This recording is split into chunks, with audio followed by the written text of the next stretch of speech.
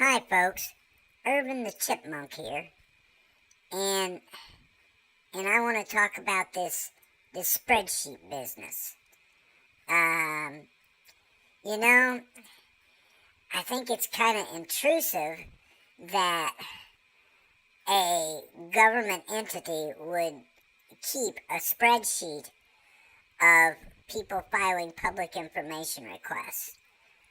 I mean, that's their job, to serve the public and not keep track and send this to the media or allow the media to have it or even acknowledge its existence. The media wouldn't know unless someone in our local government told them that there was a spreadsheet out there that they were keeping track of public information requests. And the bad thing is whenever you need a piece of information, they tell you you have to fill out this form to get it instead of just giving you the information.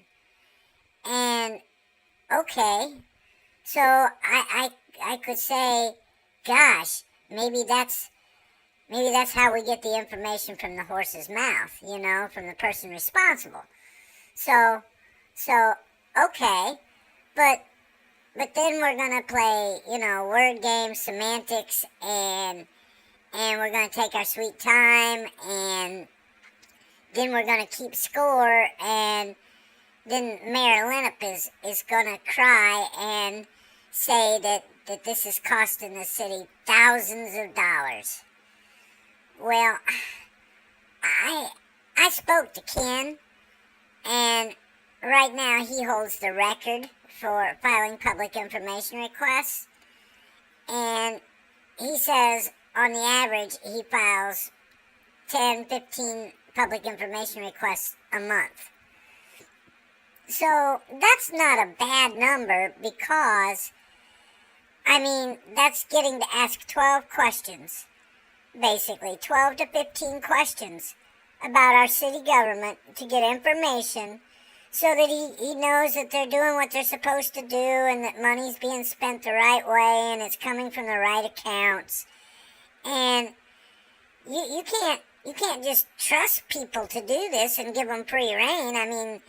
The bank, they don't just trust you to take money out of the account. They're going to check it too. So you see, there's nothing wrong with doing this. And like I say, it's the government's job to give you that information. And that's why we have, Public Information Act and Freedom of Public Information Act, and that's why there are laws to protect this. But it seems like, the current administration doesn't believe in those laws. They want to play games and take their time answering them and claim that they're ludicrous or silly. Just because you file asking for emails between members of the city council, because you want to know what are they thinking, who is for this and who is against this, because when you go to a city council meeting, it's like watching a bunch of rubber stamps. They just okay something and approve it, and nobody really gives any independent thought as to why they were in agreement with this particular ordinance or appropriation. And so in order to know how your representative really feels, you have to ask for an email.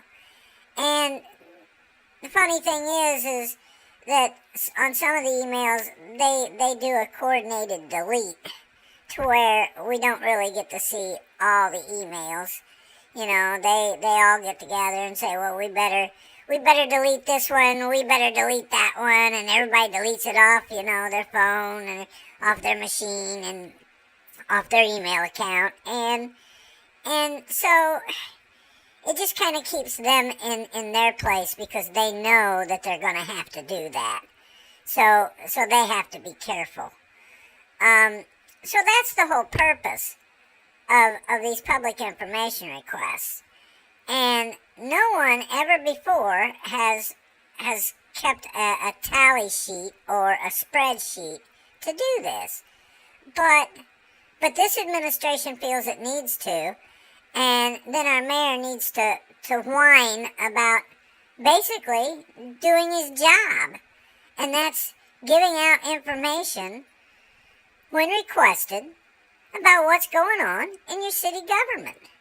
And you know, they don't put stuff in a Dropbox, so we gotta ask.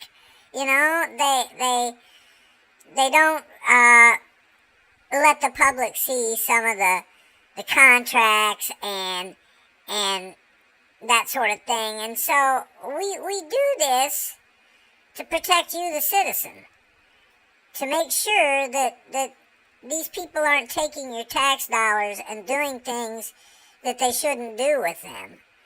And nobody's accusing anybody other than in these spreadsheets or in these information requests. We're just checking to make sure. And our mayor wants to cry about that and claim that that's unfair and it's costing the city thousands and thousands of dollars. I'm sure old Lenny would love for me to just go away, and for Ken Fudge to go away, and Dave Jones, and so I'm sure he would love for Kristen Brown to go away. You know, he likes to label all of us as Kristen Brown supporters. And you know, that election was a long, long time ago. And who I voted for, or who Ken voted for, or who Dave Jones voted for, or Glenn Petrie voted for, or Russell Poling voted for, that's no one's business. Who you voted for isn't anyone's business. But, you know, they want to label us so they can demean what we try and say. And it's just another tool that they use to intimidate and put out false information. And I watch what they say in the media, and it just makes me laugh. Because, folks, that's not how it really works. They say that they're being transparent with their media releases.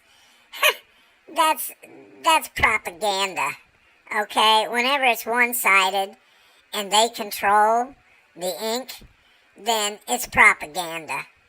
And that's all I wanted to say, folks. You guys have a great day today.